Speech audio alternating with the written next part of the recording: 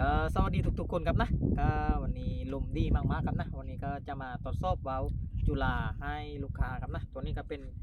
วาล์วจุฬาขนาด75เซนทรงมนุษย์ครับนะก็เดี๋ยวเอาไปตรวจสอบกันครับมาไปชมคลิปกันเลยครับ